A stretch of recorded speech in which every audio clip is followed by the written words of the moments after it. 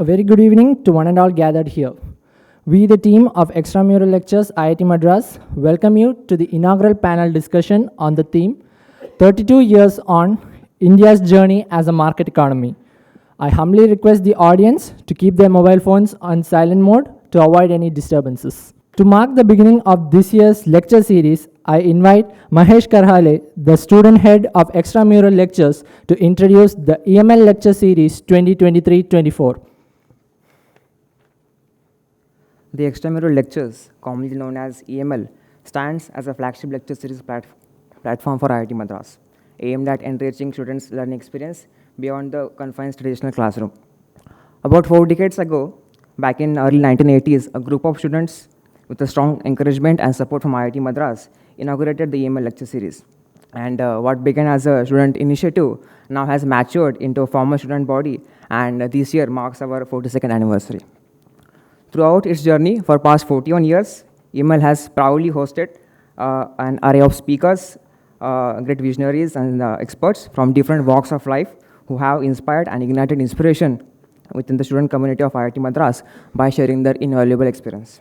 These eminent personalities include Dr. APJ Abdul Kalam, His Holiness Dalai Lama, A.R. Rahman, Srimati Nirmala Sitharaman, Mr. Venkaiah Naidu, Gurudev Shri Ravi Shankar, Mr. Kailash Satyarthi, Mr. S.S. Rajmouli, and many more. Finishing on a high note, we are excited to kick off with a power-packed session marking the commencement of our first lecture today.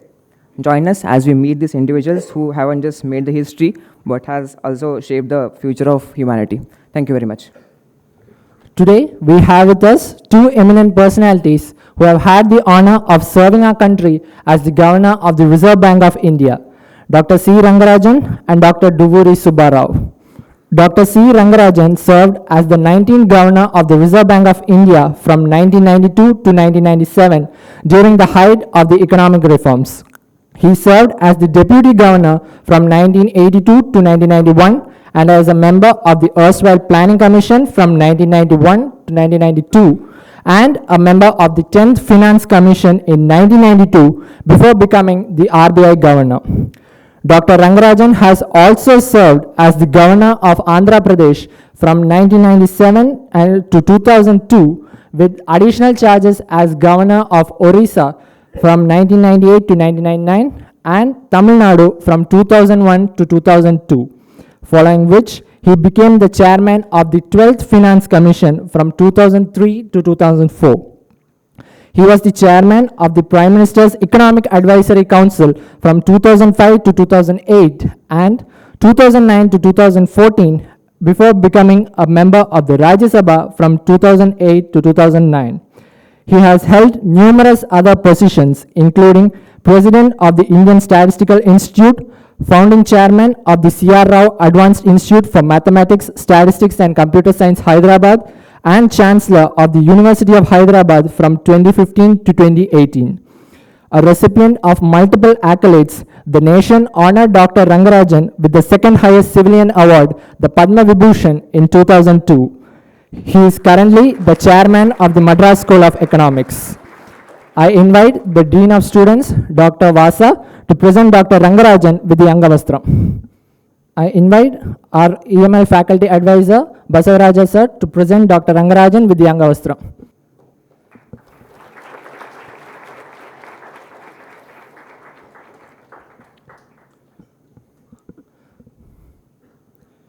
Dr. D Subba Rao served as the Governor of the Reserve Bank of India from 2008 to 2013.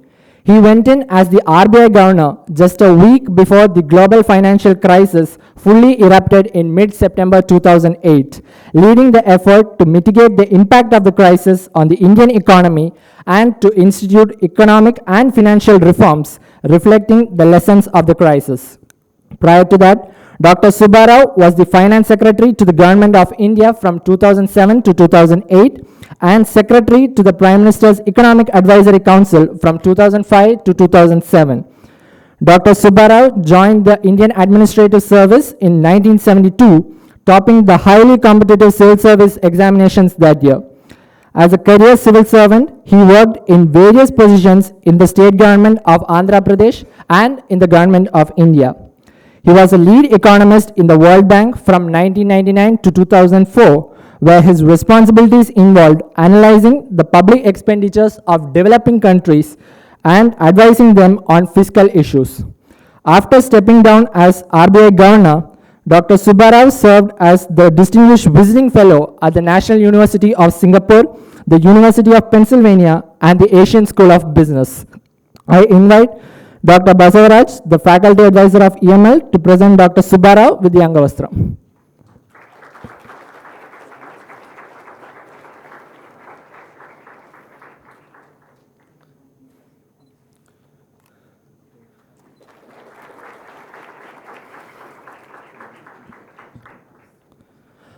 Now, I hand it over to the moderator of today's session, Dr. Suresh Babu, Professor of Economics at the Department of Humanities and Social Sciences.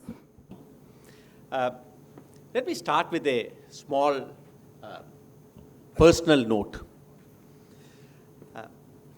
Economist Robert Solow, in his Nobel lecture 1998, starts off, I quote, "I've been told that everybody has dreams, but that some people habitually forget them even before they wake up. That seems to be what happens to me. I don't know whether I have ever dreamt of sharing a stage with two iconic figures of my times. One, an idol for not only for me, but for many economists of my generation, Dr. C Rangarajan. Well, to borrow Dr. Subba Rao's term, all of us have been a kind of an Ekelevya disciple of Dr. Rangarajan. So many committees, so many writings that he has done on Indian economy.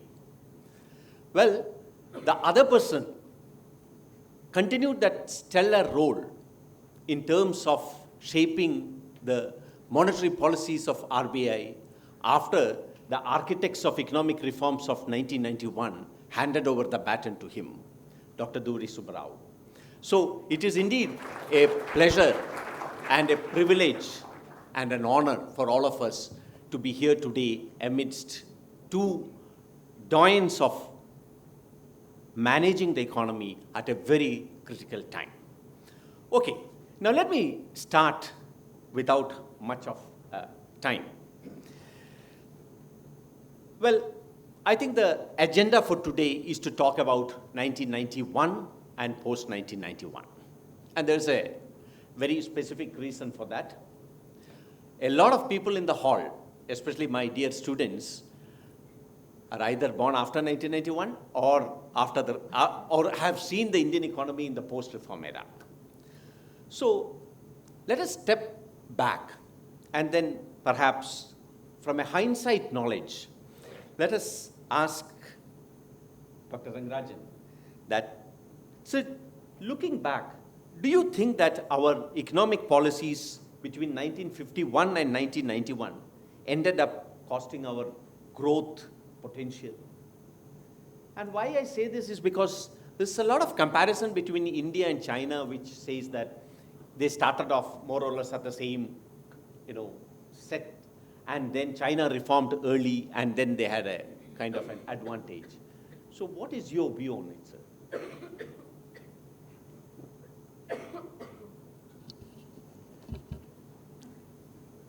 It's true that if you look at the performance of the Indian economy in conjunction with the growth of some of the East Asian countries, which were also underdeveloped countries as they were called at that time in the 1950s and 60s.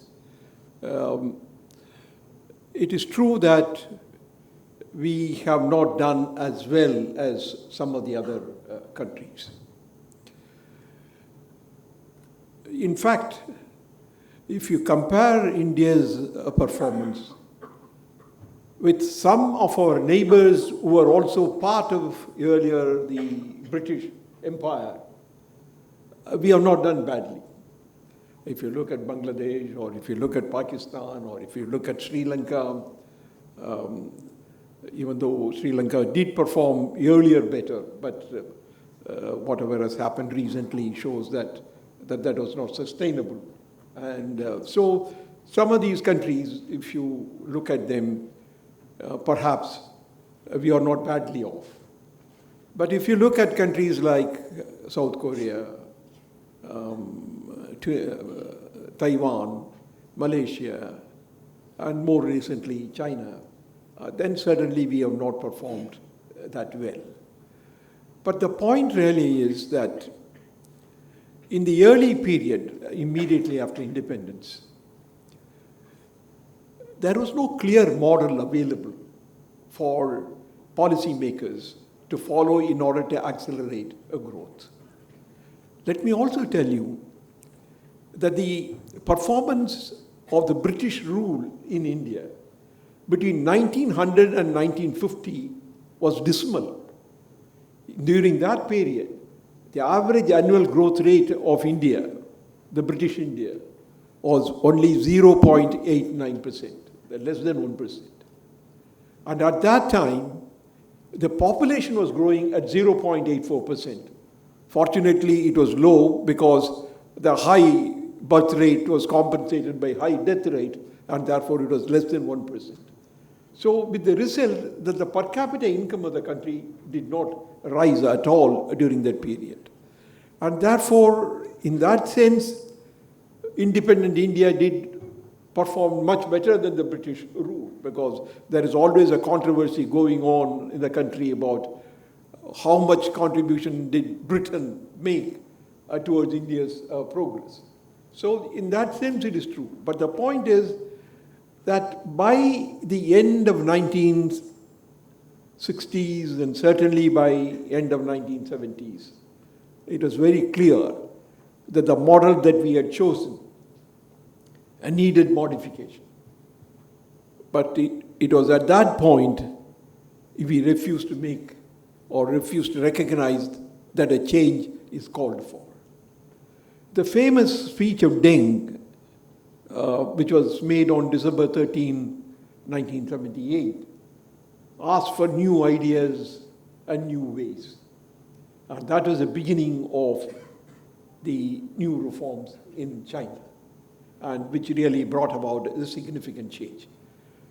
But we should not also attribute all the changes that have happened in China and all the improvements that have happened in China only to the reforms. I think there are many other factors that were also responsible for it. But compared to South Korea and other countries, it is not, what we have done is not enough. South Korea's per capita income was more or less the same as that of India in the 1950s. And today, South Korea is in a developed country. Not only a developed country with $13,000 per capita, but almost $33,000 per capita. It's a big change that has happened in South Korea. So, in some ways, it is true. But we would also have to admit that we also have to pay a price, quote within inverted commas, for the fact that we were also a democratic country. And how much you give for it, I do not know. But certainly, if you look at economic growth alone, yes, there are others who have done better.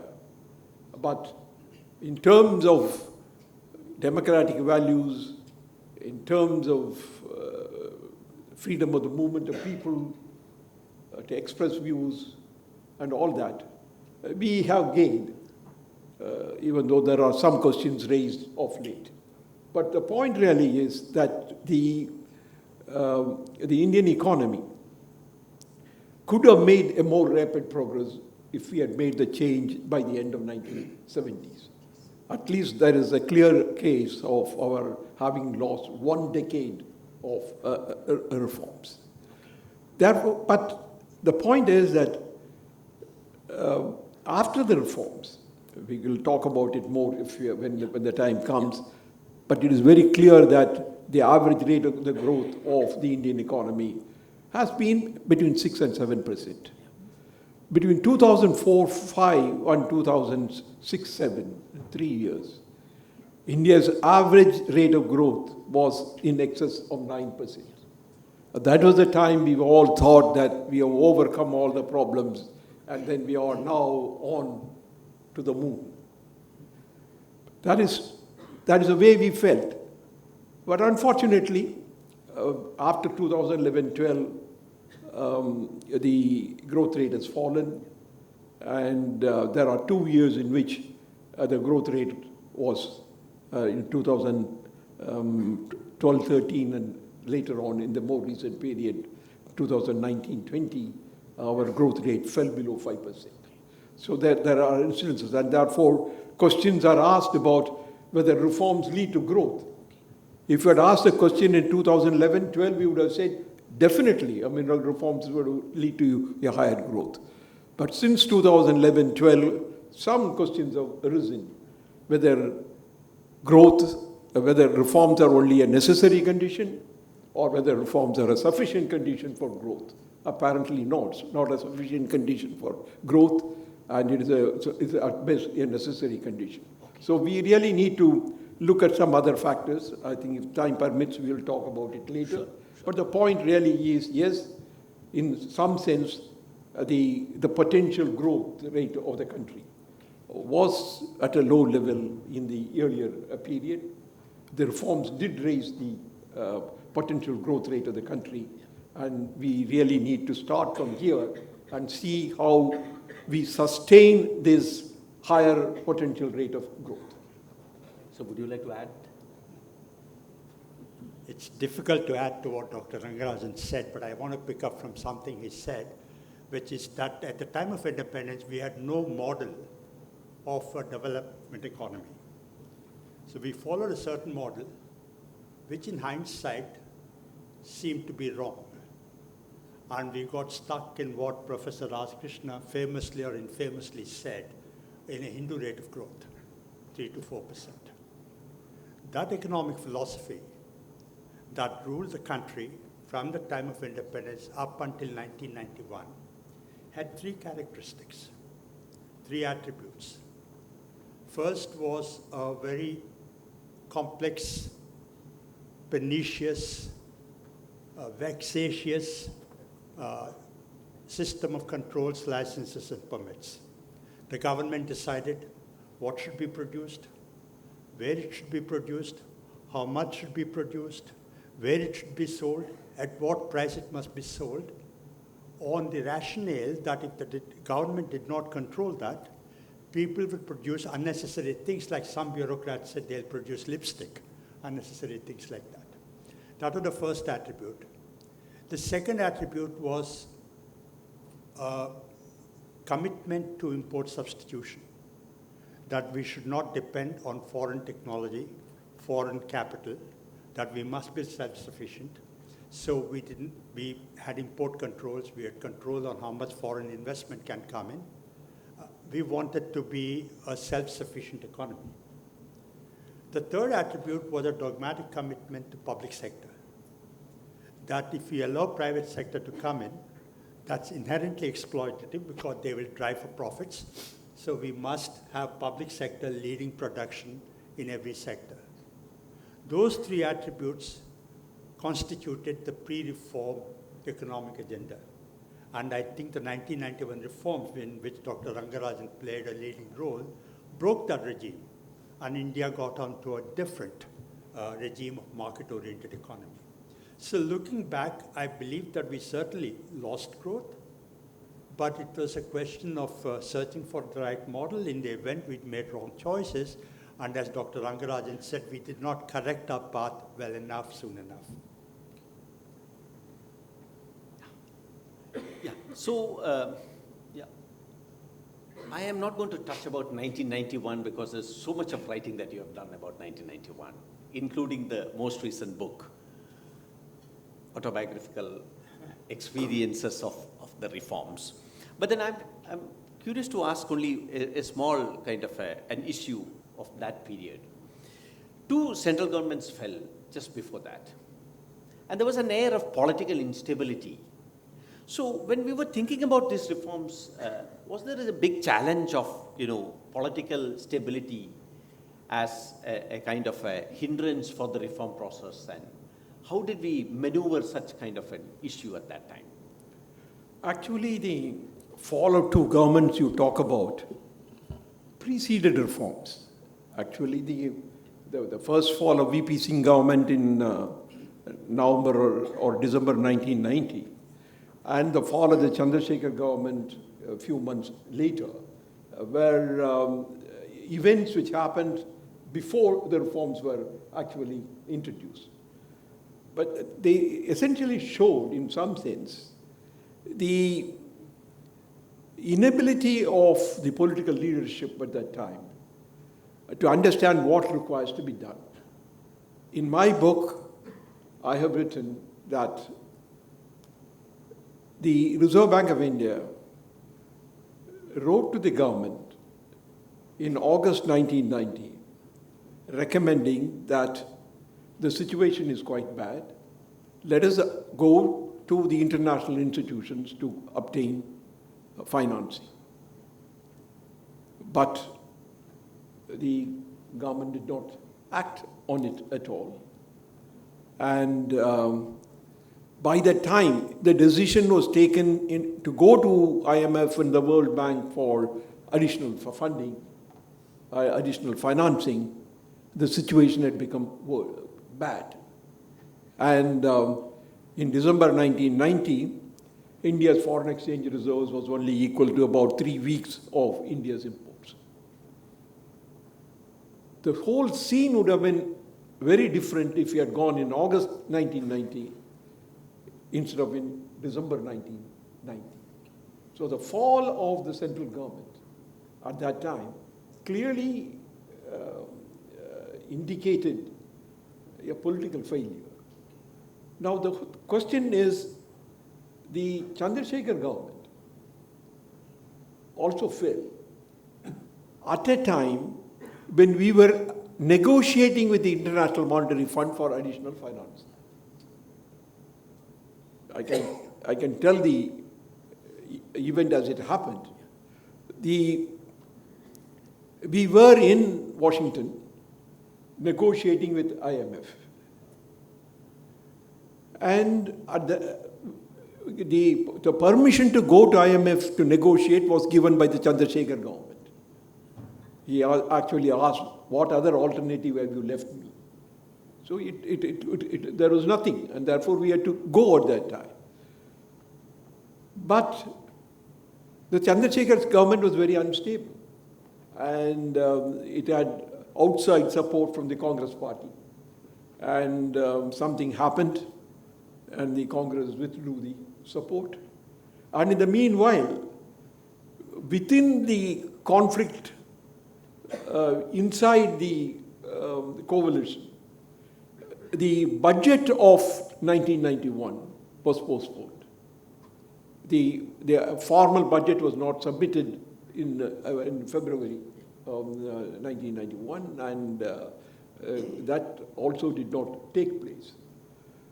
So when we were negotiating, we were talking about something, and we were come to some understanding and so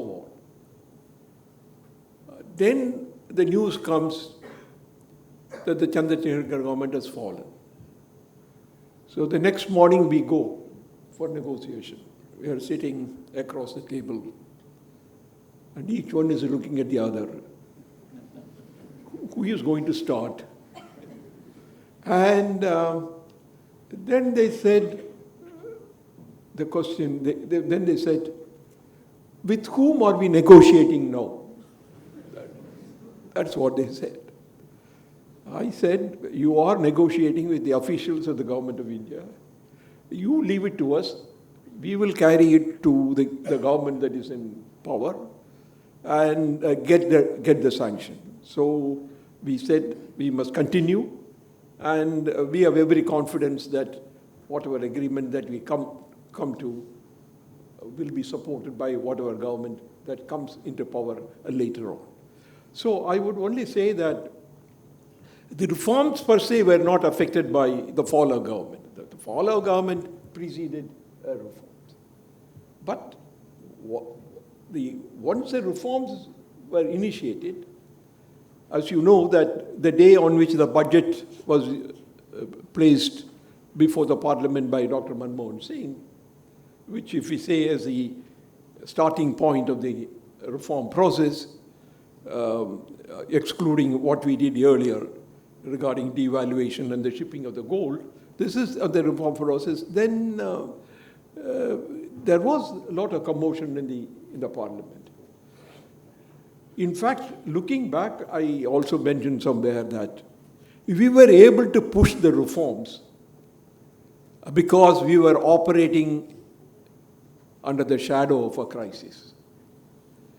You see now also, and you saw it in 1994, 95 also, that once the crisis environment changed, it was difficult to push the reforms. I mean, all kinds of questions were started being asked.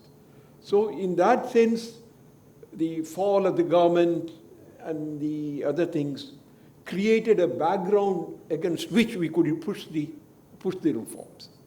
I would also say that the shipping of gold, 44 tons of gold, sent a message to the people how bad the situation was. Otherwise, nobody would have noted the extremely difficult situation that we faced. But the fact that we had to ship gold, just imagine a plane sitting there and having been loaded with 44 tons of gold. We are always talk about grams of gold. I mean, I think talking of 44 tons of gold being sent, and as you know that some intelligent journalist got hold of the fact that gold is going out, and he wrote about it in the next morning, and we have to provide we have to argue about it and so on. We have to provide an explanation and all that. It was not that we wanted to hide the sending of the gold. That could not be done, given the nature of the Reserve Bank as an institution and the balance sheet.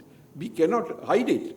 All that we wanted was that the news should be leaked after, or it should be made public after the gold reaches London. That was the only thing that we had in mind. So anyway, I will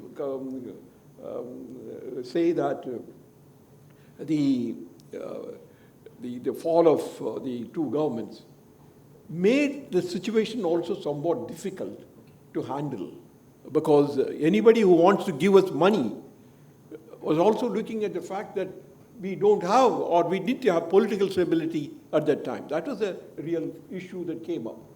But as I say that in one sense, it also helped us to push the reforms. Yeah, to my students, this is very interesting section in Sir's book. The whole process of, shipping this gold, and then how it was carried out, and then, one of the trucks had a problem, and no one could really understand what was inside, but the truck was full of gold to be shipped. Yeah. And how we handled that. Anyway, that is up to you to read the book. It's fascinating. Remember, those were the days when mobile phones were not there. Yeah. Yeah. So there's this internal domestic kind of a pressure for reforms. And there was also the kind of an external pressure in terms of oil prices and other factors. So in a sense, the reforms of 1991 were it a combination of the internal and the external, or is there a larger weight for the external pressures that pushed those reforms? You are asking me, or you are asking? No, you sir. want to go ahead? Right, okay. No, you do it, and if there is anything to add, I will add. That's all. Yeah, this is about the 1991 reforms. You asked the question in terms of external and internal pressures, but I want to look at that question as proximate. We had a serious, deep balance of payments crisis in 1991, which Dr. Rangarajan explained. Our foreign exchange reserves fell to single digits. We had to export gold outside the country and raise a loan in order to survive. There was a lot of anxiety, concern, bewilderment in the government, in the Reserve Bank of India. And there was political uncertainty at that time, which made managing that crisis even more challenging. The 1991 crisis was a balance of payments crisis.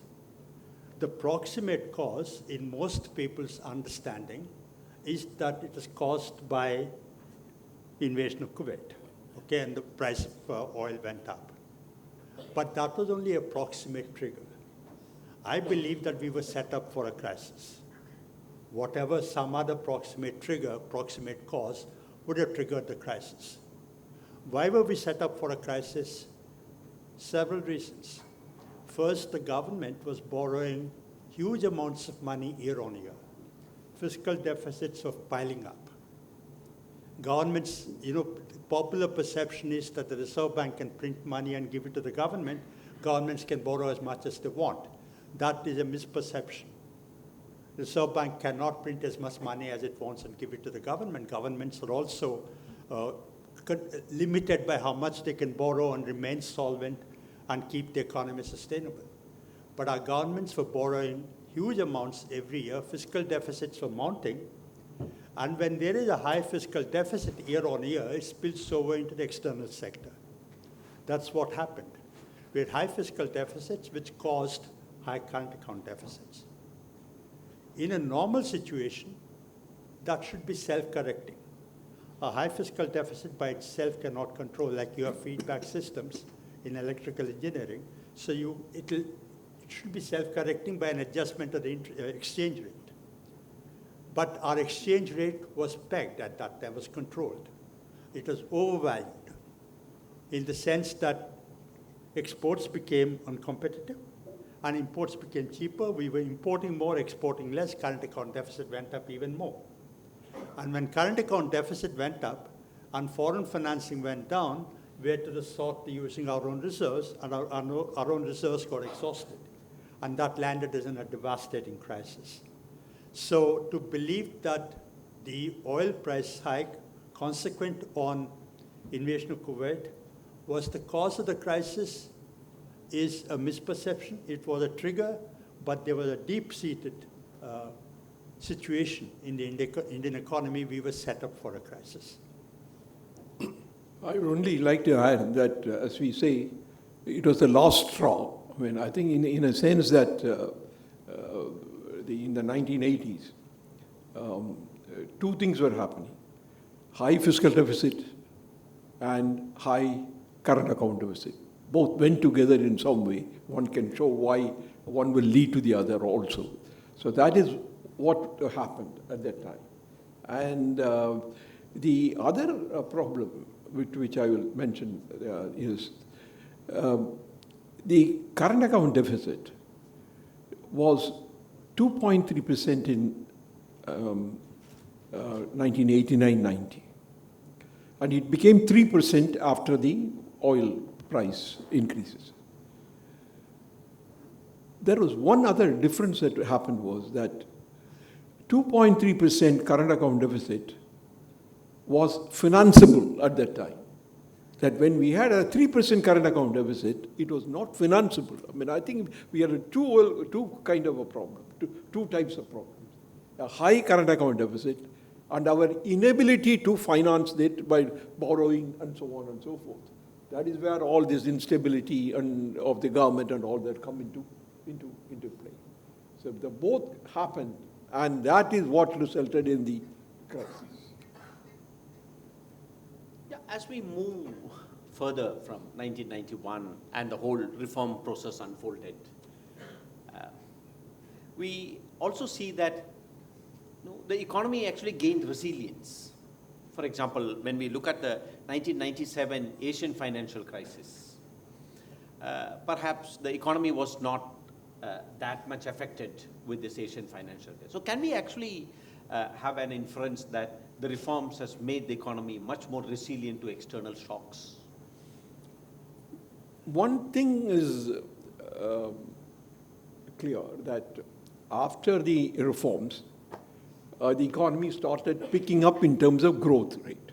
I mean, 1991 was, or 91, 92 was 1% was the growth rate. Then thereafter the growth rate picked up. And we had 6 to 7% for 3 years. Therefore, in that sense, growth picked up. But, and also the reserves started building up. Because of these two factors, certain amount of resiliency got built up in the thing. And that is one of the factors that helped us to meet the East Asian crisis. The East Asian, that if we had no reserves at all at that time, or if the reserves are very low, it would have been very difficult to handle the situation. But the other thing is that the reforms also gave resiliency to the economy in terms of being able to take care of the shock that was coming in. In one sense, this is my view, that the Southeast Asian crisis, that Southeast Asian crisis, did not directly affect us that way. I mean, I think it is not true that it affected us in that way. 2008-9 crisis were very different. I mean, I think you should note it when we come along later. Therefore, this crisis had limited impact as far as India was concerned. But when the exchange rates of many countries, like Thai, Baht, and others, started falling steeply at that time, it had an effect on the Indian rupee also. And the Indian rupee also fell. In 1997, the Indian rupee fell. But the point is that the nature of the crisis must be understood well, and you need to make a distinction between this and the later crisis. So, taking off from there, were we really prepared for the 2008 global financial crisis? Well, the global financial crisis erupted actually within a week after I took over as the governor. Yeah. And it was quite bad for us. Our growth declined, our exports went down, the rupee depreciated, current account deficit went up. So one answer to your question was that we were not prepared in that sense. But let me frame that in a larger context, in taking it away from a specific context. Whether economic reforms prepare us for a crisis, make us more resilient. My view is that economic reforms act in two opposing ways. First, because we build up resilience in a sense that we build our reserves, our exchange rate is market determined, so there are adjustment mechanisms, we will be less vulnerable to an external crisis. But at the same time, because of economic reforms, we become more vulnerable. The reason being that, what does economic reform mean? Economic reforms mean that our economy is shifting to a market system. You're opening up to the world. When you open up to the world, whatever happens outside impacts you. So in that sense, you are more vulnerable to a crisis. You also have the mechanisms to fight the crisis. So there are two opposing mechanisms which come into play in a crisis. Now, coming back to the 2008 crisis, it affected us quite badly. And there was dismay, disbelief, denial in our country about why India should be affected by the crisis. The reason was that the crisis originated because of excessive leverage in the American financial system, subprime lending, etc. Back here, our banks were quite well regulated. They did not have toxic assets. They did not have exposure to tainted institutions. They did not do sinful things like subprime lending and CDOs and CSOs and all that. So there was dismay about why we should be affected by the crisis. One story going around was that this new governor came and brought on the crisis, but that's a different story. Okay? But the reason, as Dr. Rangarajan just said, we were less affected by the 1997 Asian crisis, but we were much more affected after 11 years, by the 2008 crisis. Why were we not so affected by the Asian crisis and so deeply affected by the global financial crisis? The reason is that in the 10-year period, between 1998 of the Asian crisis and 2008 of the global financial crisis, India had integrated into the world much more. So whatever happened outside the country would affect us. There are various ways of looking at it, but some of the students of economics one way of measuring how exposed your economy is to the global economy is to take your exports and imports as a percentage of GDP, two-way trade flows as a percentage of GDP. That ratio more than doubled between 97-98 and 2007-8, showing that we were integrated. But even more remarkably, if you take both the current account and capital account flows, both the trade flows and finance flows, in 97-98 and 2007-8, it multiplied more than 3 times, which shows that in terms of finance, we were much more integrated. That's the reason we were more deeply impacted by the global financial crisis. I'll just give you another small example. When Eurozone's sovereign debt crisis took place in 2012, some of you might remember, then one senior staff member, I was governor at that time, senior staff member called me in the night and said something is happening in Greece. I said, what, something is happening in Greece? Why will it affect us? We have no banks in Greece. Greece has no banks in us. We don't have much banking relationship. We don't have much trade relationship. We don't have much financial exposure to Greece. The only exposure to Greece is some of the rich Indians go on tourism to Greece. That's about all. I said, it won't affect us. By the time the markets opened, I was proved completely wrong. Within 15 minutes of the markets opening, we were affected by what happened in Greece. That's just to demonstrate to you that whatever happens in the world affects us when we are integrated into the world. That's the price we pay for the enormous benefits that we get because of integration. I'll add one thing. When you talk about the impact of 2008-9 crisis, there are 2 types of impacts. One is, as Subba Rao mentioned, about those countries which had invested in whose banks have invested in the toxic assets. They were directly affected because they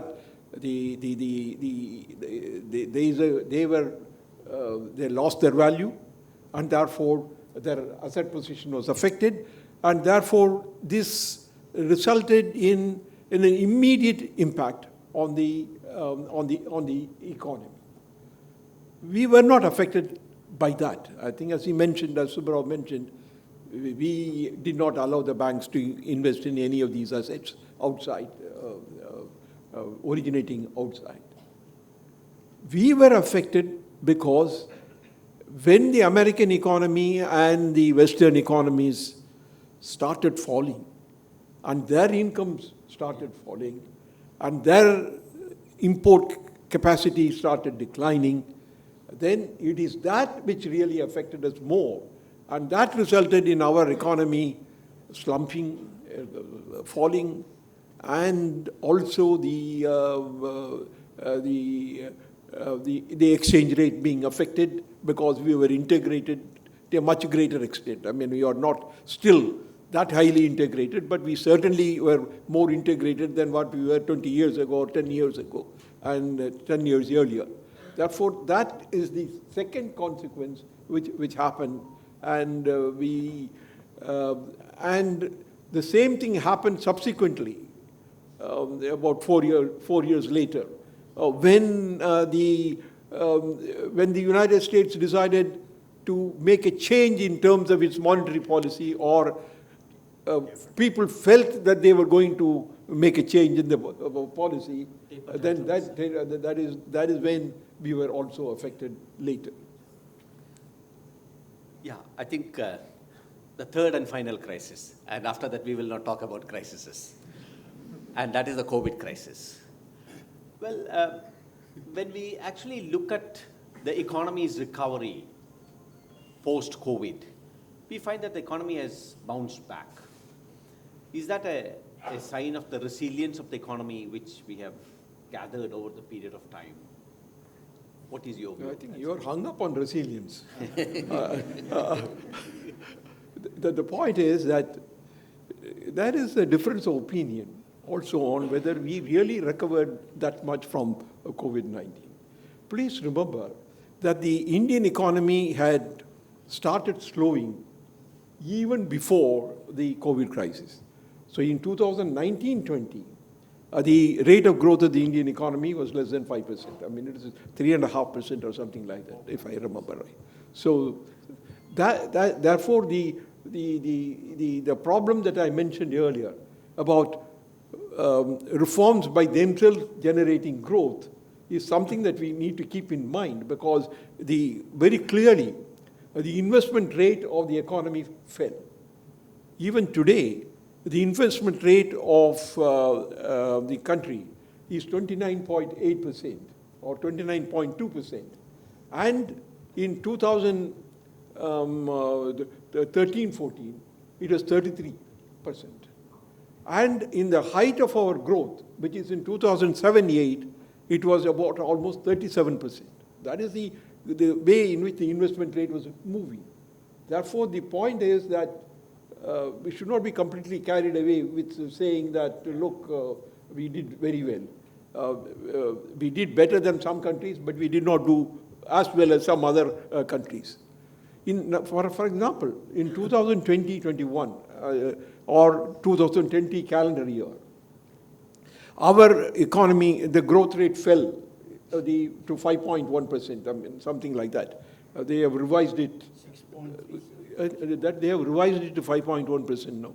So that was a good shock. 6.3 was, but I think if I remember right, they have revised it to 5.1 and showed the second year to 9.1%. Because if you had raised that up, and this would have been lower. So you have a situation in which minus 5.1 or 5.3 and a 9.1 plus. Therefore, in some sense, it is. But please remember, in 2020-21, when we had a negative growth rate, and all the developed countries had negative growth rate, China did not have a negative growth rate. Bangladesh did not have a negative growth rate.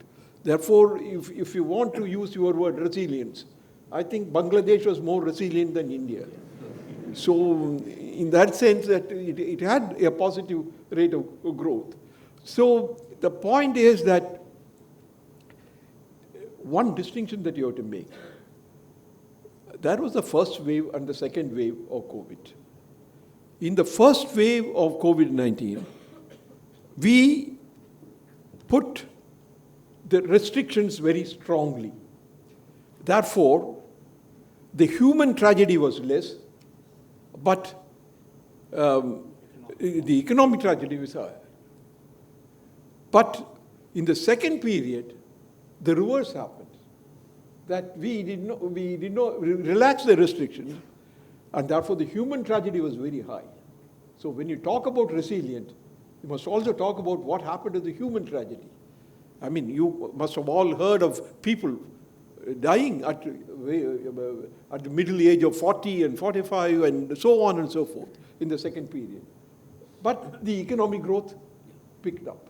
So we need to be careful about what we have in mind, whether the economy, whether the economy did really manage that well. The point is that it showed how poor our health system was. I mean, I think that I think we need to accept. It clearly indicated that we were not up to the mark in terms of the health system in our country. But you are right. If you take 20, 21, 22, 23, yes, the average comes out to be a little better. I mean, because we have had 2 years of positive growth, 1 year of minus 5.1, it is. Therefore, in that sense, we were able to manage.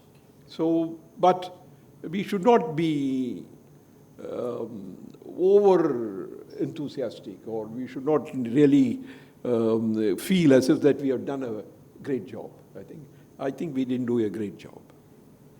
Okay, so let's move away from crises.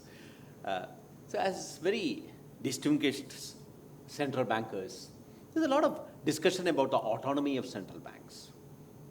In your view, what is the situation or the kind of relation between the government and the central bank in India? No. You see, the autonomy of the central bank breaks up into autonomy in what area? I mean, there are so many things that the Reserve Bank of India does. It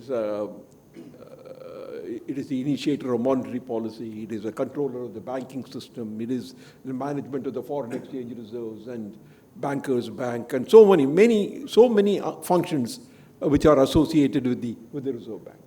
Therefore, when we talk about autonomy, we must be very clear about autonomy in relation to what. And in some sense, the autonomy is what the Reserve Bank of India Act says. There is an act which really defines what the role of the Reserve Bank is and what it can do. Therefore, in that sense, the role of the Reserve Bank is derived from the Reserve Bank of India Act. So, let us look at monetary policy.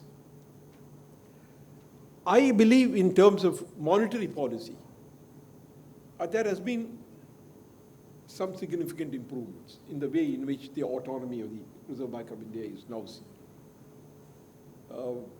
First, in the reform period, I was able to get the government of India to agree to bring to an end the system of issue of ad hoc treasury bills, and therefore automatic monetization of the fiscal deficit was done away with. So that gave some greater autonomy to the Reserve Bank. Well, then it followed up with the FRBM Act, which again, in a sense, prevented the Reserve Bank of India from entering into the initial subscription of the government paper. That improved it. And finally, we now have a framework of inflation targeting. There are many who do not agree with inflation targeting for various reasons, but I am one who strongly favors inflation targeting. And I have been branded like that for a long time. So, but the point really is, today, even the governor of the Reserve Bank of India technically does not know what the change in the policy rate is until the committee has decided. Much less the government. The government doesn't know today, until the Monetary Policy Committee has met and issued, that it does not know what the policy rate is. But this used to be a big issue during his time. I mean, during Subba Rao's time, it was a big issue. And it is always a big issue, because that is where the government has a view that rates of interest should not be too high, and from 2 points of view, because they are the biggest borrower in the country. If you look at all the people, the government is the biggest and the largest borrower of the country. So they want to keep the rate of interest low in order to keep the interest rate burden low. Therefore, they will always argue, even though sometimes they will be compelled to say that, no, we cannot, at this particular point, cannot lower the rate. I mean, there are occasions on which it has happened. I mean, it is not as if that the government is completely not aware of it. In fact, the whole problem between the Reserve Bank and the government is, in my opinion, on inflation is, government wakes up to inflation only when it goes to double digit or close to double digit. Then inflation fighter comes from the government side. But when it is much lower, then they let it, no, they say, no, I think inflation is not that great problem and so on and so forth. Whereas the Reserve Bank of India, in my opinion, takes a much longer view of the problem, and therefore they say that you cannot let inflation go on and then one morning get up and say that I will control inflation. That's not possible. Therefore, that's it. But in some sense, as I told you, there is a possibility of working out an arrangement by which the autonomy of the central bank can be maintained. But the point is that it has to be an arrangement between the Reserve Bank and the government.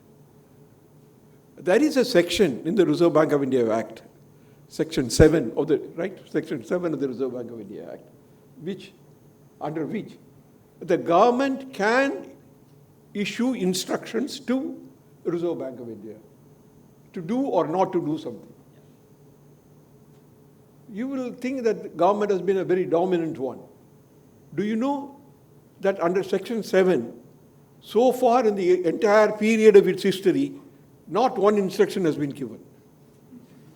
They don't want to show it, obviously, that we are dictating to the Reserve Bank. But they want to dictate to the Reserve Bank. But the point really is slightly different. They don't want to put it in writing, even though I am told more recently there was an attempt to do it. And that created the dissonance and, between the governor and the minister. And anyway, what I want to say is that this Section 7 does give the power to the government. In fact, I have pointed out in one of the notes, one of the articles, the section says, from time to time.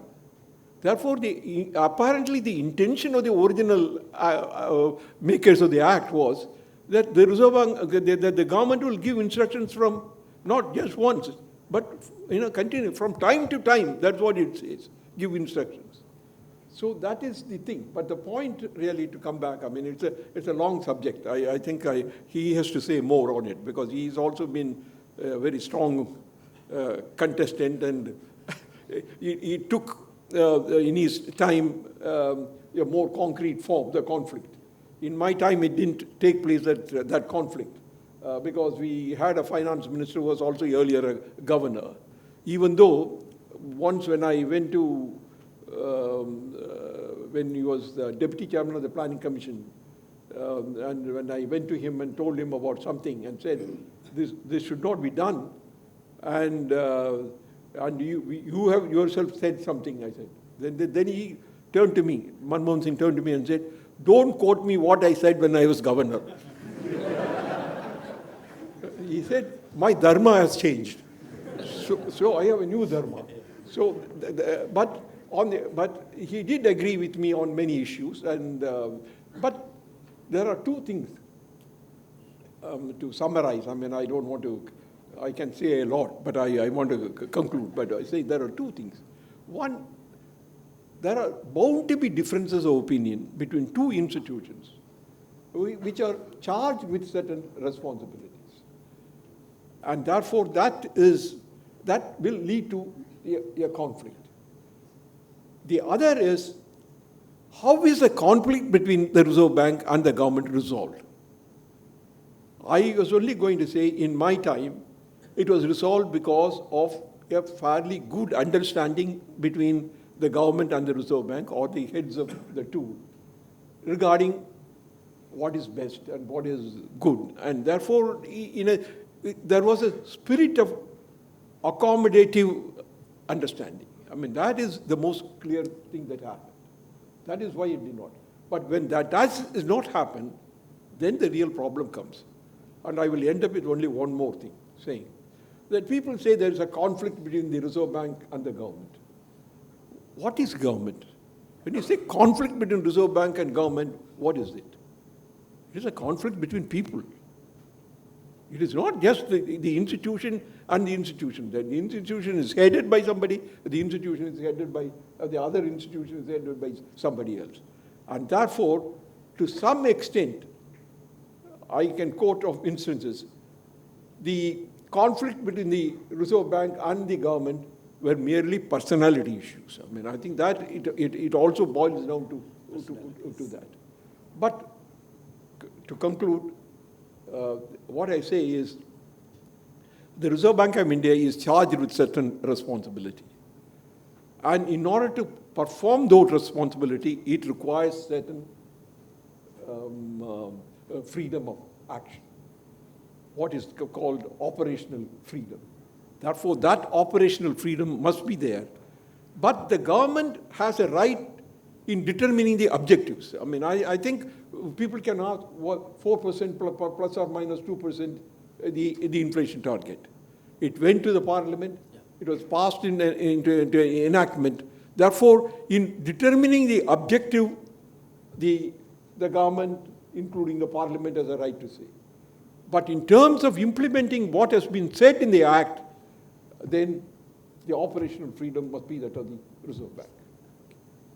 So, as Dr. Rangarajan said, it's a very involved, complex subject. It'd be presumptuous on my part to believe that I can add to what he said. But I want to give a different dimension to this response. He's given an elaborate response on the chemistry between the government and the Reserve Bank of India. But the more fundamental question is, why should the Reserve Bank of India have autonomy? After all, this is a democracy. In a democracy, the elected representatives, they decide. In fact, they should decide because they've been elected by people, they're accountable to the government. How can an institution headed by unelected people, Dr. Rangarajan was unelected, I was unelected, how can technocrats who are not elected make such momentous, important decisions that affect every person in the country? This is not a conflict just in India, it's a conflict in every country. Trump, for example, as president, said that the Federal Reserve has gone bonkers, that they've gone mad. Okay? So there are conflicts between the government and central bank in many other countries, advanced countries, emerging countries, developing countries, developed countries. Why does this conflict arise? This conflict arises because the primary responsibility of a central bank, the Reserve Bank of India, is to maintain price stability. Price stability is low and steady inflation. To deliver on low and steady inflation, the Reserve Bank uses the interest rate as an instrument. But the point really is that why do we need low and steady inflation? We need low and steady inflation because consumers, investors need a predictable economic environment. If you want to buy an apartment, that apartment costs 40 lakhs this month, 45 lakhs next month, 42 lakhs in September, 80 lakhs in November, you can't make a decision, right? So you need a predictable environment. And a low and steady inflation is a necessary condition for a predictable environment. That's why we need that. Why can't the government do it? The government cannot or should not do it because delivering low and steady inflation requires making difficult decisions, politically painful decisions. A democratically elected government, dictated by electoral cycles, has a short-time horizon, whereas a central bank run by technocrats is expected to take a long-time horizon. So there is that horizon difference between a democratically elected government and a central bank. That is why these conflicts arise. And as Dr. Rangarajan said, there has to be mechanisms for resolving these conflicts. Some of them are because of this horizon differences. Many of them are because of differences in chemistry of the finance minister, prime minister, or the government on one side, and the governor and the deputy governors on the other side. But I also want to say that over the last 30 odd years, or since we start 28 years since we embarked on reforms, the Reserve Bank has become more autonomous, especially under the leadership of Dr. Rangarajan. He mentioned it himself, but I also want to say that ad hoc treasury bills were terminated during his regime. What is an ad hoc treasury bill? An ad hoc treasury bill is that the government spends beyond its resources it's collect taxes that are not sufficient. It should legitimately borrow in the market. It doesn't borrow in the market. It just says that the Reserve Bank ad hoc treasury bill means that the Reserve Bank will print money and give this to me. That's what it means. If the Reserve Bank is just asked to print money whenever the government wants, the Reserve Bank cannot be independent. Under his governorship, that regime was put an end to. The Reserve Bank has become more autonomous. Then, of course, as you mentioned, we had FRBM, which puts some responsibility on the government about how much they can borrow, not just the central government, but even the state governments. Now we have an inflation targeting framework. So all the institutional mechanisms have made the Reserve Bank more autonomous, but behind the scenes, there is a lot of pressure. There's a lot of pressure. The amount of pressure depends on the government, depends on the governor, whether that pressure actually leads in decision-making, changes in decisions, depends on the governor. But by and large, I think the Reserve Bank has established credibility for autonomy.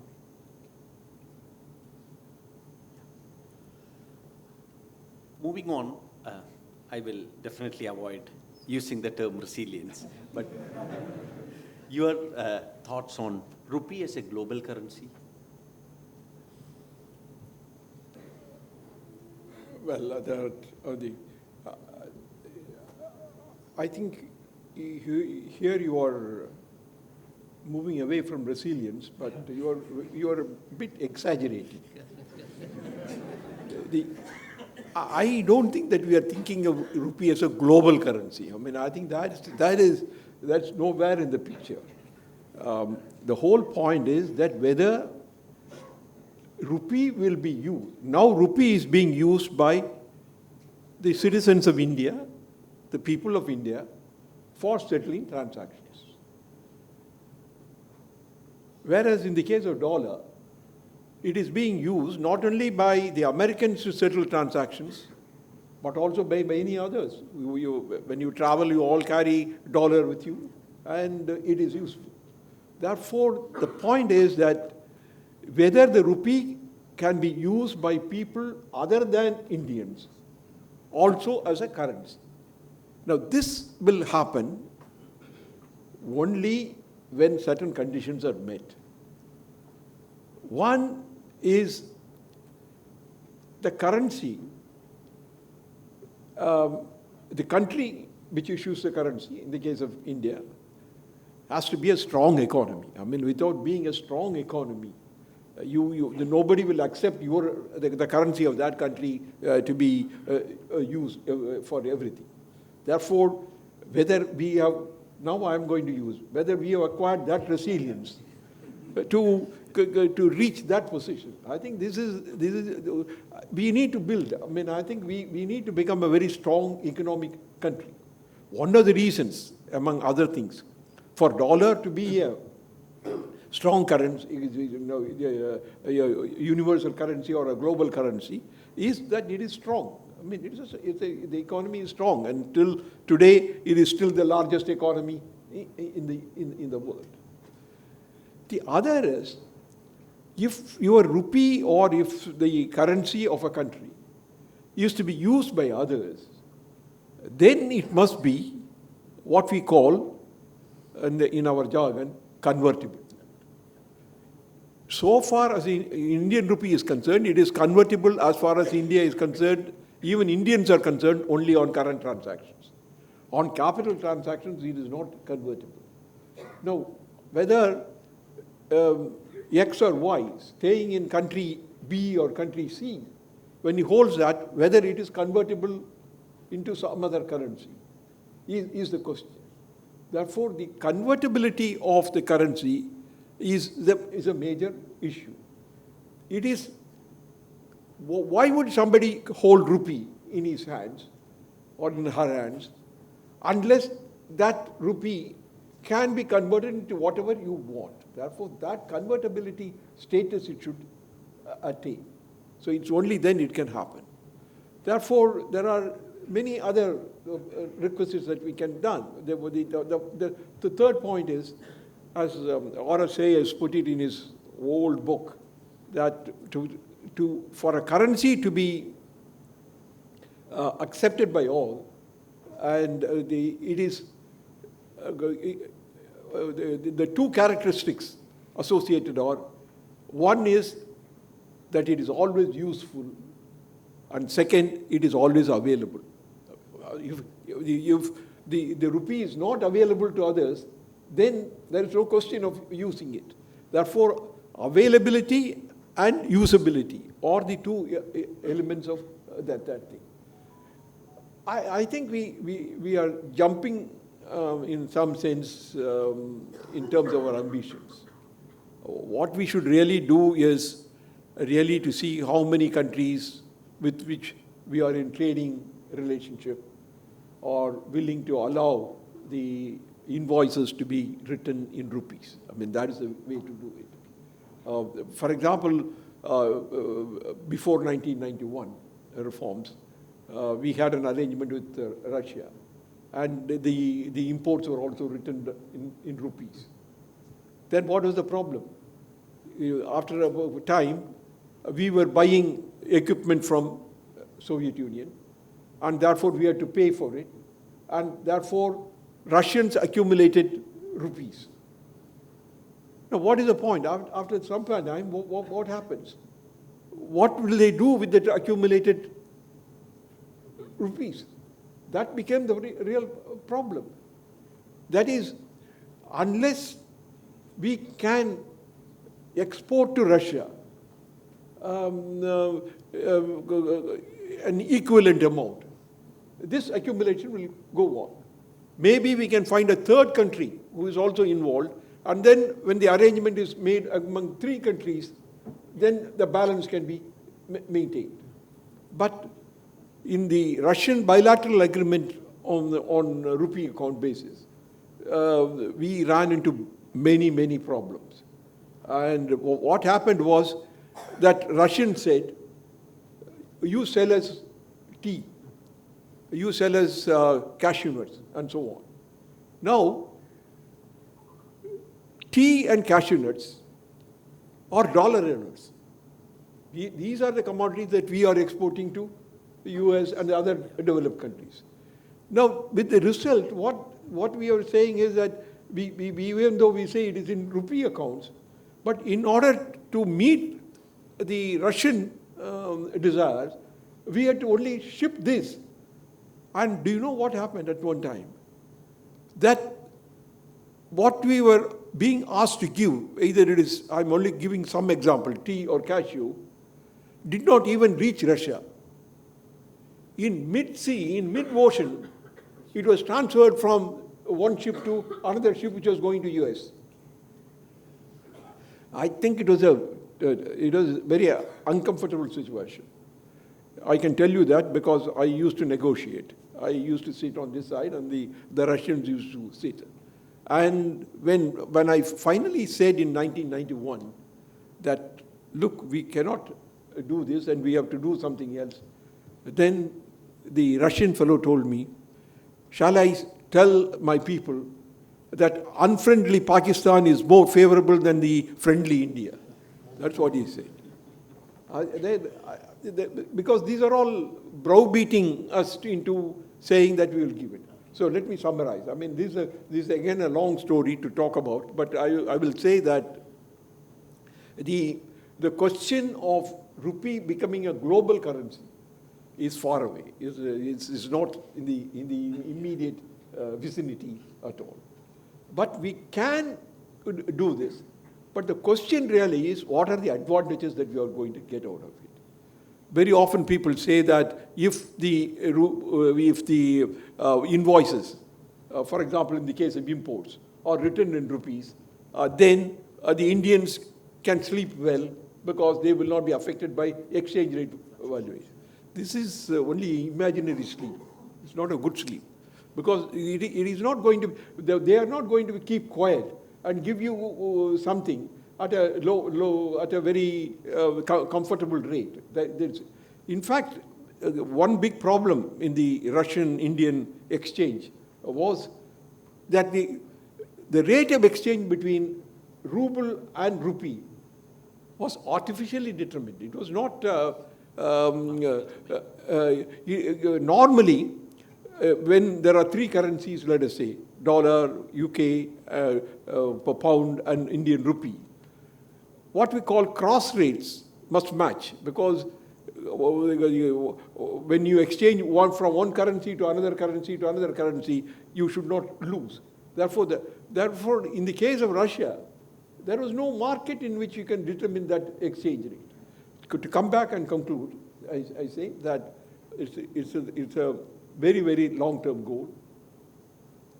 And the convertibility of the Indian rupee in a wider sense is not going to be achieved very soon because the capital account convertibility is going to be, again, after long, it's not going to be in the immediate future. And what we can still do is that we can try to rope in a group of countries which have complementarity in terms of the trade relationship so that we can invoice the commodities in rupees. But I must also say one thing I know. You use the word global currency. This global currency is what we call the reserve currency. Now, that reserve currency has some other attributes also, but let me not go into it. Now, let me conclude. Therefore, the point really is that it can be done. What we really need to do at this stage is to get several countries together to use whether rupee can be used in settling transactions. I don't know what to add to Dr. Rangarajan because he explained everything. But in my own words, we want to internationalize the rupee. We're not trying to make it a global reserve currency. We're trying to internationalize the rupee. A global reserve currency is an altogether different proposition. A reserve currency has to have three attributes. It's got to be a unit of account. So if I buy a cell phone, it's costing $1,000. It's a unit of account. It's a medium of exchange. I pay $1,000 and buy it. And it is a store of value. I keep it. The dollar today is the world's dominant reserve currency. Dominant reserve currency. More than half the world trade is invoiced in dollars. Nearly 2/3 of central bank reserves are invested in dollars. It is a unit of account. It is a medium of exchange. It is a store of value. Now, the dollar is not appointed as the world's reserve currency because countries came together and said that the dollar will be the reserve currency. The dollar is the reserve currency in the world today, like Dr. Rangarajan said, because America is a strong economy. American financial markets are deep and liquid. American institutions are credible. So for all these reasons, the dollar is the world's reserve currency. Of course, for many reasons, there is resentment in the world against the dollar having such privileged position, but I won't go into that because that's a very elaborate response by itself. But what we want to do is not to make the rupee a global currency. We have much limited ambition, which is to internationalize the rupee. And why do we want to do that? I believe 2 or 3 benefits I saw from the Reserve Bank Deputy Governor's speech. One is that it will reduce the currency risk for our exporters and importers. That our exporters and importers will be able to gain. If they gain, the country gains, if we invoice in rupees. Second, if our people are trying to access global financial markets for money, we can borrow at lower rates. And the third is that the Reserve Bank of India, which holds foreign reserves, is paying a cost to maintaining those reserves. That cost will go down. For these reasons, we want to internationalize the rupee. But these are aspirations. Can we really do it is the question. Take Dr. Rangarajan gave the example of former Soviet Union and India. Today, let me give you an example of China and India. So we want to do bilateral trade with China in rupees, for example. China has a current accounts, a trade surplus vis-a-vis India of about $80 billion. So every year, we export some to China, China exports some to us. The net balance is $80 billion in favor of China. Today, we're paying $80 billion to China in dollars. Now, will China accept 80 billion equivalent rupees? Why should China do that? I mean, what will they do with those rupees? They can't use them, as I said, anywhere outside India. And unless we can offer stuff at a competitive rate, they will not buy from us. So why should they do it? It's good for us, but is it good for our counterparty? It's not good for them. An arrangement like this will go ahead only if it is good for both counterparties. If it's good for us, why would the other side agree? And one other thing Dr. Rangarajan said, which resonates with me, I just want to explain that a little bit. You know, when you teach economics, you say that if the currency depreciates, it's good for our exporters, right? Because they earn more in rupee terms, it helps our exports. What really happens is that if I contracted to sell tea, for example, let's say I contracted to sell tea for $10 million. And if the rupee depreciates, $10 million will result in higher amount of rupees. It's better for me as an exporter, right? But what will the counterparty do? Counterparty will say, oh, you're benefiting because your rupee has depreciated. So I'm going to give you not $10 million, I'm going to give you $9.5 million. So they appropriate the benefit away from you. It is not as if we can invoice in rupees and hope that we'll get an enormous benefit and the world will cooperate with us. That will not happen. The world will actually try to, every country, every exporter, every importer will try for his own benefit. So when countries work for their own benefit, you have to be able to give them something, which the dollar gives, because it's the international currency, global reserve currency. A rupee cannot give that at the moment, because our economy is, even though we might become the third largest, is still relatively small. Our share in world trade is relatively small, maybe about 3%. Our exports and imports as a proportion of global trade is about 5%. We are not such a strong economy. We are not such a deep economy. So unless our economy becomes much more credible, strong, it'll be difficult for us to internationalize the rupee, but it's worth trying. Okay, so, well, on that note, I think all good things have to come to an end. I have so many other issues which I would like to discuss with you, but unfortunately, we are running short of time. But I think it will be unfair on my part to close without taking at least a couple of questions from the students. So if there are some very compelling questions, then perhaps we can take a couple. Yeah, that they have to decide who should, yeah. The EML team has to decide who should get, yeah. Hello. Yeah. Good evening, sir. I am Shivansh from third year BTech Electrical Engineering. My question is regarding, like, you have been part of many negotiations, both of you, and have faced many difficult circumstances, both as being the part of, like, acting as the governor of Reserve Bank of India and many other instances. What's your mindset at that moment when you face a difficult challenge at that time? Maybe like while taking a decisions for the country or for the economic policy.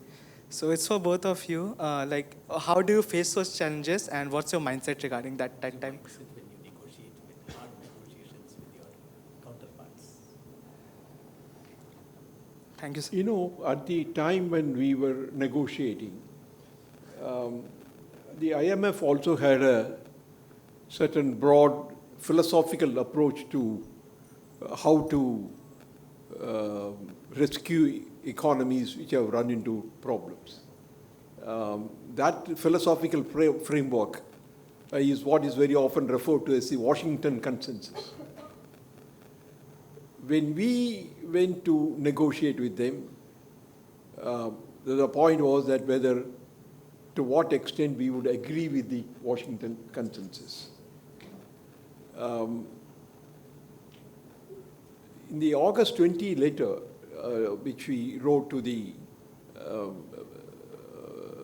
minister, we have said that IMF will impose conditions, but these are the conditions which we must ourselves impose, because that is the only way in which we can really make the economy resilient. So that is what what we said. But at the same time, the IMF was also conscious that we cannot go the whole hog just in one negotiation. Therefore, we worked out a compromise which in a sense took some of the things from the Washington Consensus, but not all of them. I mean, I think that is the way we looked at it. And I must say that the IMF at that time, and Camdes, who was the managing director of IMF at that time, were favorably disposed towards India. I must say that I have written it, but I think I would say it, that they were not antagonistic. I mean, we didn't find that at all. But the basic philosophy they put forward, and the IMF authorities also were favorably impressed with the administrators, I mean, in India. I mean, that's also, I mean, after all, they have taken so many of Indian administrators in their own staff, I mean. So therefore, there was that feeling. They also understood our predicament when two governments fell. I mean, that problem they also realized. But they had a feeling that democracy will succeed in India and the democratic system will continue, and therefore we might be able to get the elected governments to agree to what has been negotiated. So the point really is, yes, there were some times at which they took the position very strongly based on the Washington Consensus. We, at that time, had to argue saying that that cannot be done at this particular moment. We will see later. And that is how the negotiations were done. But I always also say the first negotiation that we did in 1990, December 1990 and early 1991, was not a full negotiating, I mean, the extended fund facility. It was not that. In the case of extended fund facility, there are more conditionalities. What we first took was the compensatory financing facility because of the rise in the price of crude oil. So we are put in a difficult situation, you give. And therefore they gave that with some few conditions. At the next time when we met, at that time I had moved out of Reserve Bank and I did not negotiate that part. I had moved to the Planning Commission. So I didn't negotiate that. But at that time they said, you must do this and so on and so forth. And you remember the pandemonium in the Parliament when Dr. Manmohan Singh presented the agreement with it. And they said that this is dictated by IMF. The only reason they could give that it is dictated by the government is, look at all the phrases. These are the phrases which IMF uses. So you have really bowed down to the demands. But the point really is, yes, negotiation is always difficult. You will have to know where to give in and when to give in. But as I said, we moved in steps which finally gave us the money, and also a compromise between Washington's Consensus and our own, some of the earlier beliefs that we had. One more question? Yeah. Question?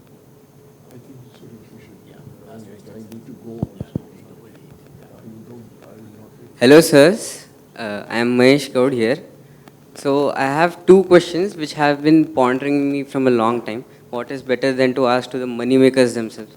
So first question is, there was demonetization was introduced. So did it bear fruit? Was it carried out successfully? And what is RBI's take on this? And second question is, if we are able to maintain a check on the maximum amount person can take from a bank, then how are we not able to detect Vijay Mallya's and Nirav Modi's? Repeat the second question, please. The second question was, if our banks are robust and resilient, then are they how were we not able to detect Vijay Mallya and Nirav Modi in? Okay. Malaya scam and Modi scam and all, if the banking system is so robust, why were we not able to check that? Those kind of things.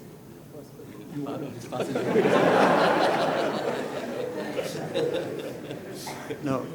First, on demonetization, of course, that requires a separate panel discussion by itself.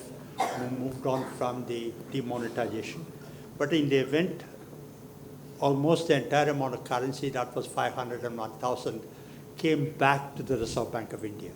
The hope and expectation was that some of it will be stashed away, burnt, thrown into rivers and wells, so that that will be shown as a profit of the Reserve Bank, which will then transfer to the government, and the government in turn can give it to poor people. That I believe, at least that was must have been the thinking. It did not materialize that way. So if you want to ask, was it a success? In that sense, it was not a success.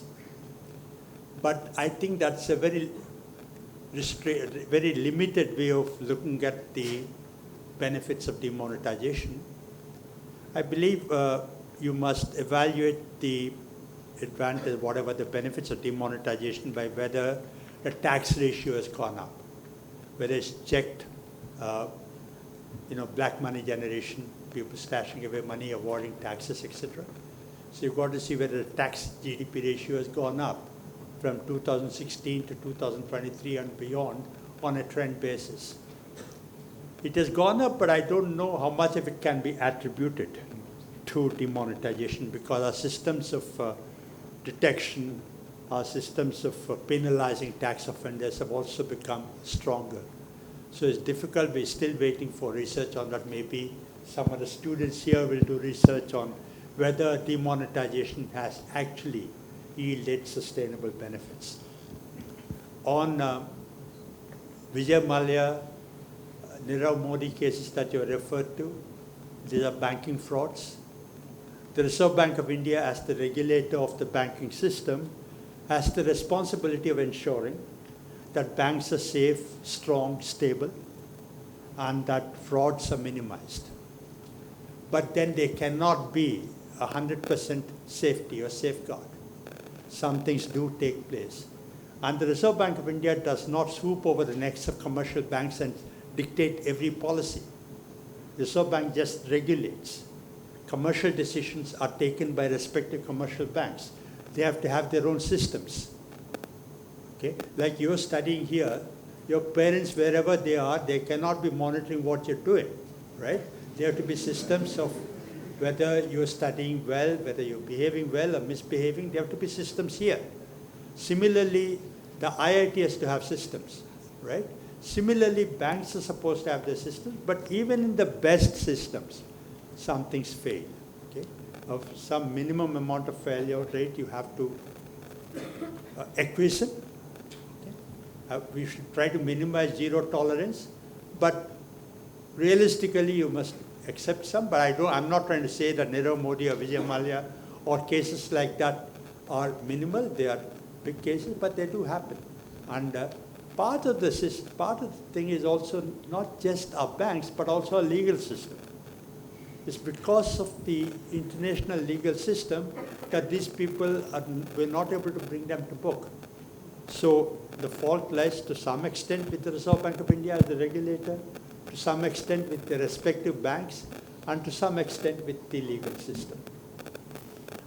Well, let me add that on demonetization, as Mr. Subba Rao mentioned, the primary objective, even though they changed that objective later on, the primary objective is essentially to see that people who have hoarded up money and who cannot account for it will not be able to return the money to the Reserve Bank, and therefore, in some sense, it is a net gain to the society.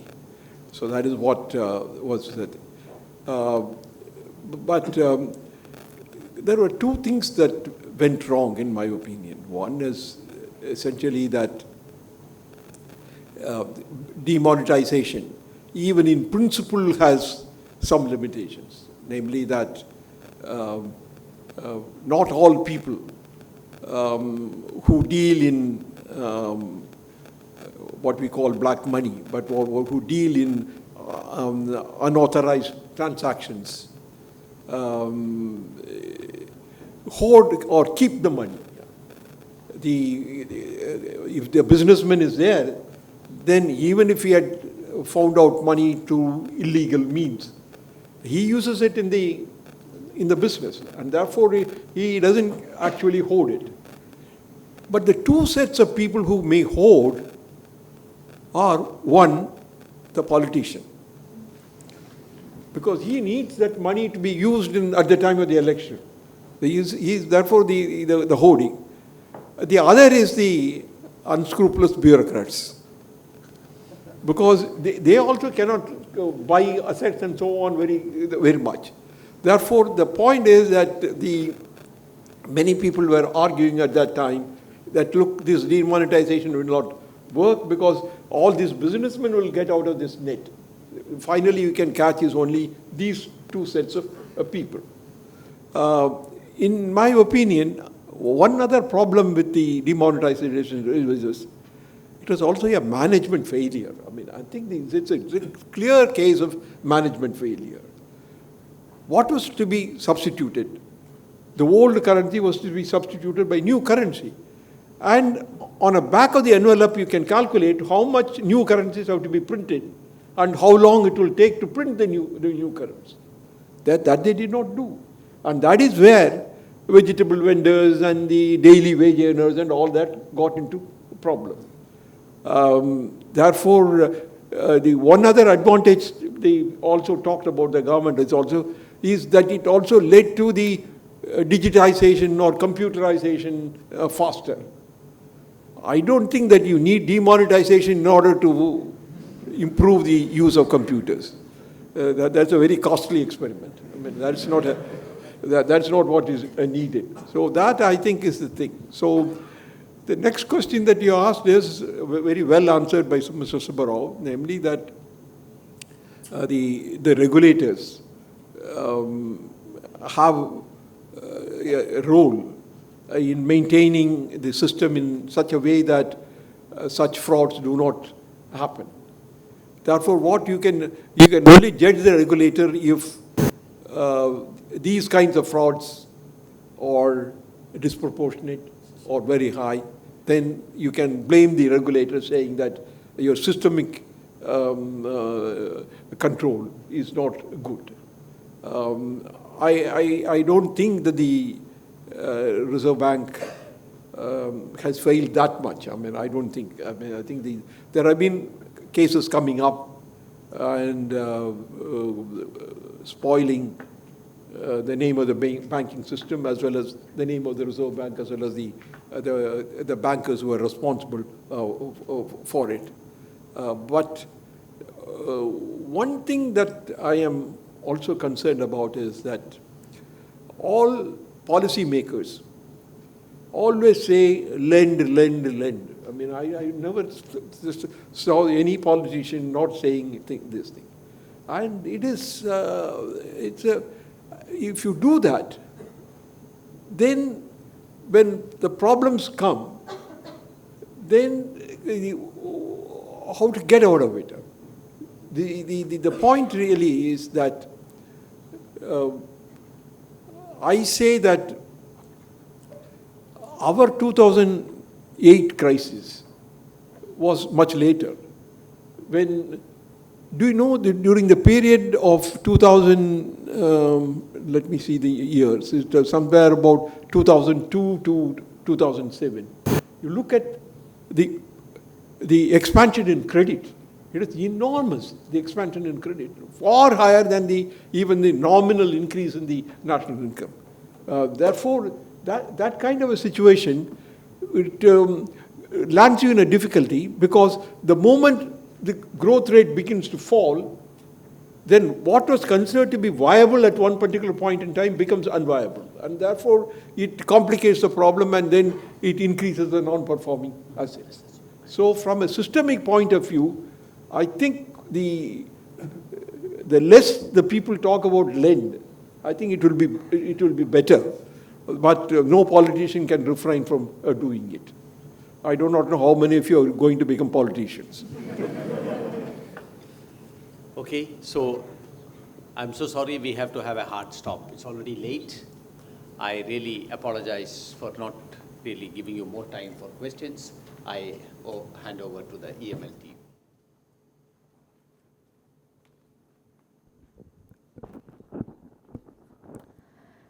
Students, faculty, and esteemed speakers.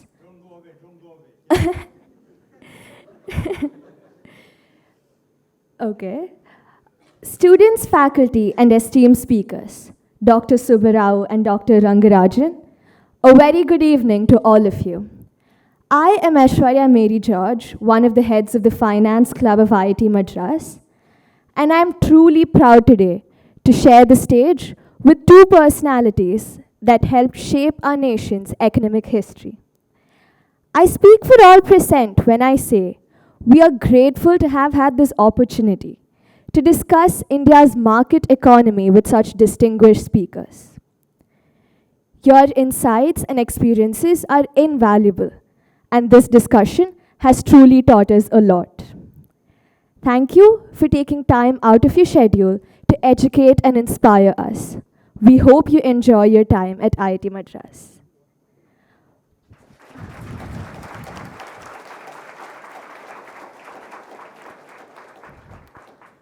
We as Indian youth interested in the financial markets of the country see both of you as huge icons, considering your monumental contribution to the economy. I would like to thank you both for your service and for setting an example for young people like me. I would also like to thank Suresh Babu sir, whose moderation helped ensure a smooth and insightful discussion. I would like to extend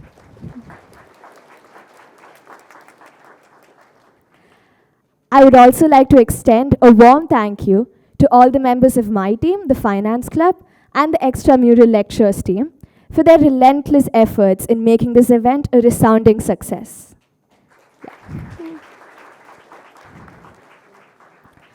And last but not least, to our wonderful audience.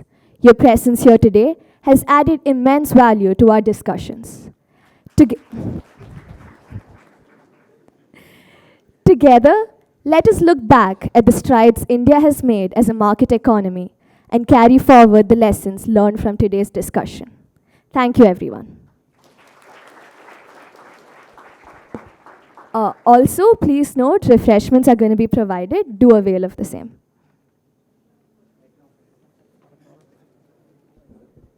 Thank you, Aishwarya.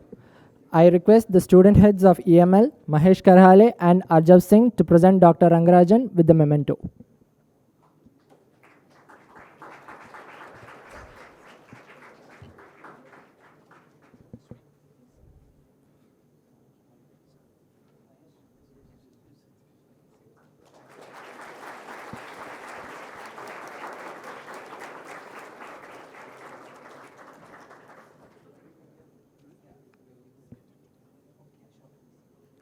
I now request Aishwarya George and Prithviraj, the student heads of the Finance Club, to present Dr. Subba Rao with the memento.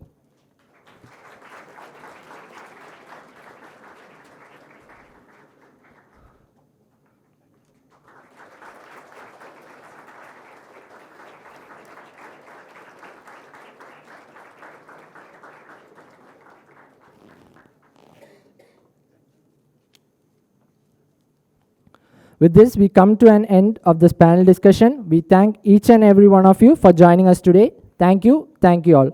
I request the team members to join the dignitaries on stage for a group photo.